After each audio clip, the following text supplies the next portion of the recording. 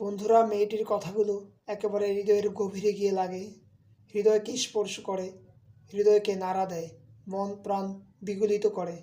পুরো ভিডিওটি কন্টিনিউ করলে আপনারা পুরো বিষয়টি বুঝতে পারবেন। কিছু কথা মনে রাখবেন, বড় গাছ নড়ে কম, বড় মাছে কাটা কম, জ্ঞানী লোকের কথা কম, সৎ লোকের সংখ্যা কম, গুণী লোকের কদর কম, রাগী লোকের ধৈর্য কম, নিষ্ঠুর লোকের মায়া কম, শিশুদের হিংসা কম, সৎ লোকের বন্ধু কম, নিঃশ্বাসের বিশ্বাস কম।